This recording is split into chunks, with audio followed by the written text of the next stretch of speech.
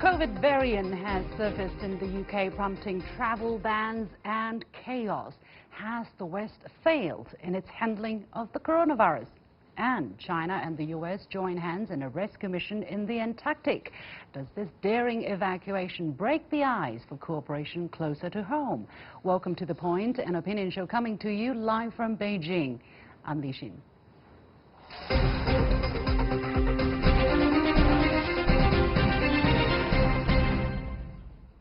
A new strain of COVID-19 surged to dominance among new infections in the UK, and a second variant just discovered in South Africa appears to be even more contagious. The British Health Minister said the new strain was out of control after the Prime Minister banned Christmas gatherings in many parts of England. British newspaper Metro even called it a jingle hell. So what has caused such mess and chaos? Has the West failed in its handling of the coronavirus?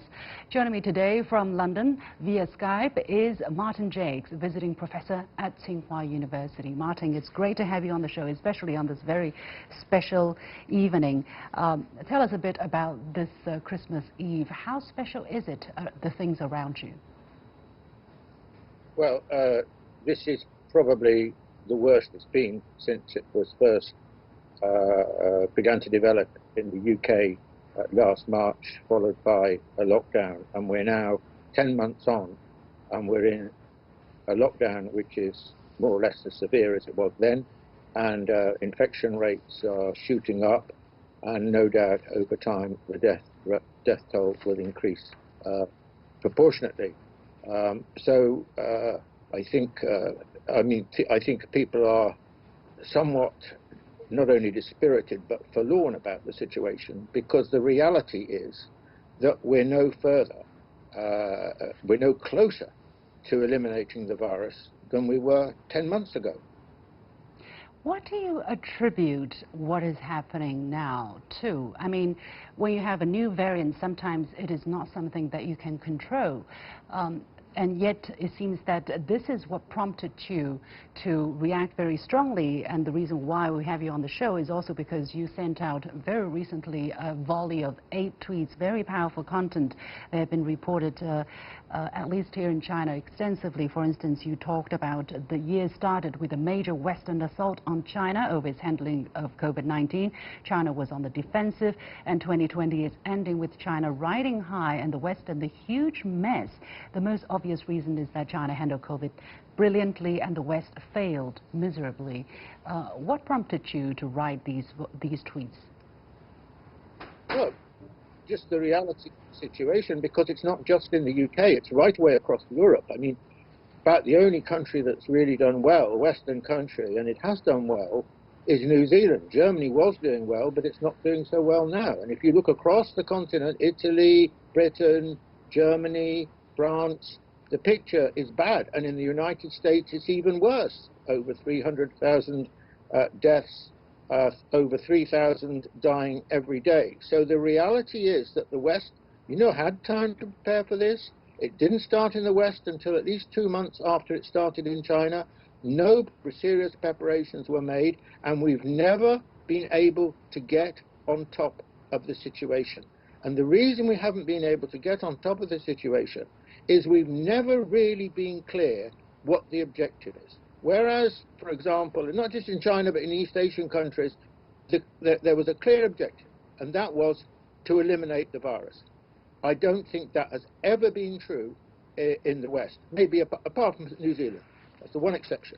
But basically in the West, we've yo-yoed, if you like, between different priorities. Is the priority life, or is it the economy? Is the priority individual liberty, or is it effective government intervention? And the result is that it's been a mess and a muddle. And that is the problem. And so there's no real strategy. We're always behind the game. We're always trying to catch up. And we're, of course, consistently failing. So what do you attribute this to specifically? For instance, you talk about in your tweet that it's a historic crisis of Western government, society and culture. What you just talked about, this yo-yoing of a lack of priorities, not knowing what to do, running after your goals, exactly what are on the level of the government, what are on the level of society, what are on the level of culture.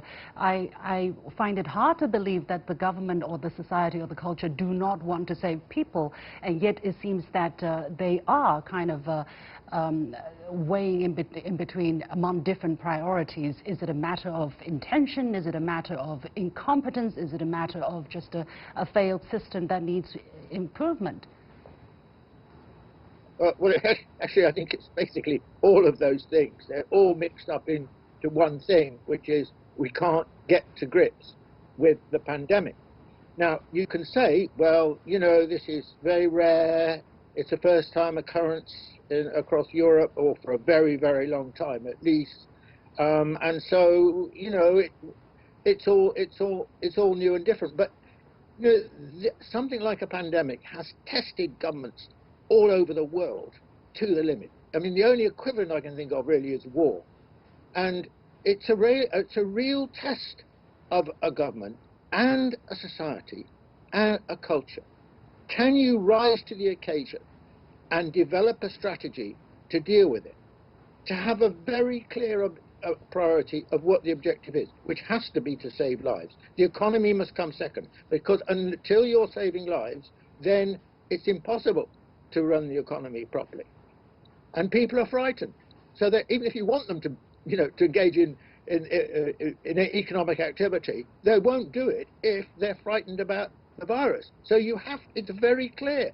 But there's been such muddled thinking, I mean, I think across Europe, and certainly in America. I mean, in America, the priority with Trump was the economy. It was quite simple. He didn't set any real store by saving life.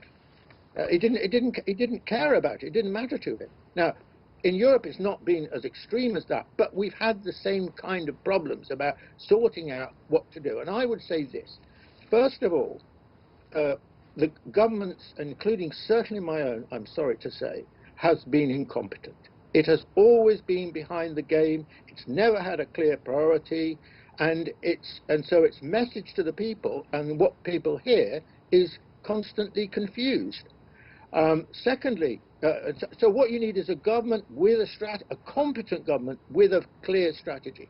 Secondly, you need a society and a culture which recognizes the importance of individual responsibility, that we are part of a society, that social discipline and social responsibility is fundamental to solving this problem.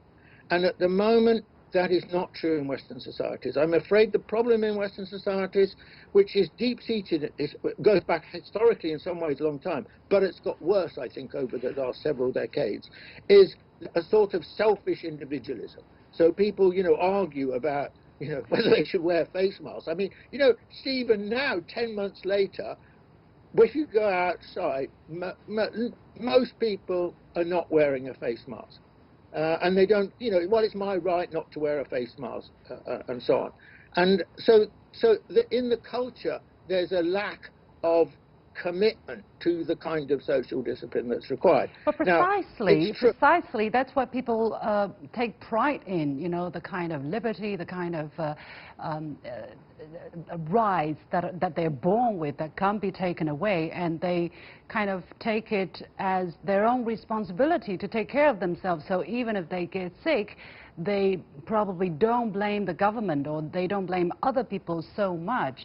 Is that what's explaining some of the research, the surveys that we are seeing? For instance, EU citizens last month in a survey by Pew say that more than half of adults in every EU member nation surveyed said their country had done a good job handling the COVID-19 pandemic, ranging between a low of 54% in Spain to a high of 95% in Denmark. So, Martin, you say the West has failed in handling the coronavirus, but it seems that a lot of Westerners think they have done a good job. Yeah, well, this is a misperception. I mean, this is another problem. And the problem is ignorance, a lack of curiosity about the world. I mean, who are you measuring yourself against? Who are you trying to learn from? And the reality is that the level of ignorance about what's happening in East Asia, especially in China and so on, is enormous. I mean, you know, I was speaking to a friend yesterday who knows me well, knows my writing on China, and said, well, he said it's the same all the world over. You know, everyone's got the same problem. I said, that's just not true. Basically, they've eliminated it in East Asia. Basically, they've eliminated it in China. So it's not the same the whole world over. So first of all, there's just ignorance.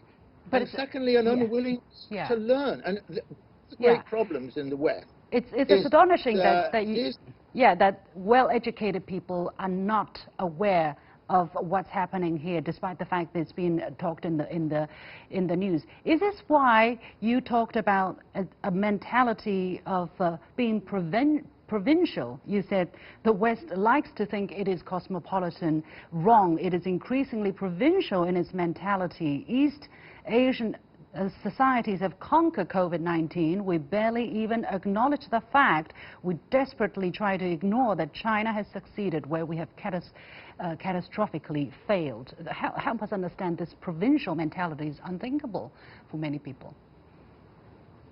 Well, this is absolutely true. You see, the thing is, the West, you know, as you know, run the world for 200 years, always thinks it's the global leader, top dog, we know better than everyone else, and so on. And of course, there was a whole era when that was true, but it's not true anymore because the world has been transforming itself dramatically with the rise of East Asia, other developing countries coming up, and so on. So the way the West thinks is now obsolescent, and even in some ways actually obsolete, because the way it sees the world is not as the world is anymore. And so you've got this kind of delusions of grandeur still in the West, where they think that the only thing that matters is what happens in the West. It's not just confined to the pandemic. This is across the board kind of thinking. And so the West was once cosmopolitan. You know, it thought of it. You know, it travelled. It colonized. Its language spread around the world. Its currency spread around the world, and so on. It had a very cosmopolitan view of itself, and it looked down on the rest of the world, which it proceeded to colonize on the rest of it, as provincial. And now, actually, it's flipped, and the opposite is now happening, which is that, you know, you go to the Chinese, the Japanese, the Koreans, the Malaysians, and so on, East Asia, they know a lot more about the West than the West knows about them. And the West isn't interested in them because they don't think they matter. Well, hey, I mean, this is really backward and regressive thinking. So what to do next? What to do? Because this is a big question. The West, you say, at least failed on handling the coronavirus. What about in other things? Does it mean that the Western system is in a real problem? What has to be done in order for the Western society, for the developed society to continue to be stable and prosperous, and for the world to continue to have peace and shared development? Oh, well, that's a very big question. I mean, I know. One thing I'd like to emphasize is that the pandemic is a very crucial moment. I mean, not only is it very serious, it's affected the whole world, it's about life and so on, but also it's about governance. It's a test of governance. Now, hitherto, we haven't had a great key pivotal moment like this. You know, we've had China's rise, which has been an economic phenomenon, done extremely well, West doing worse, and so on. But this is a different test. This is a test of governance, and the West is failing, and East Asia, and especially China, is succeeding. So I regard this to be, well, I've called it the moment of great transition. This is the moment, in my view, where large numbers of people across the world, particularly the developing world, but not only necessarily the developing world, will come to look to China as the global leader. That is an extraordinary moment. Well, we have to leave it there, Martin. Indeed, a very big topic, and a lot of people are debating this, whether China is, interested in becoming a leader, whether China is capable of becoming a leader, and whether China wants to be a leader, or it's just want to clean its house, feed its people and stand in peace. So, but that is a completely different discussion. But definitely, I think there is a lot of mutual learning that has to be done, not just one way from the east to the west. Many thanks to Martin Jakes for this very interesting discussion, very important one as well. And Merry Christmas, Martin.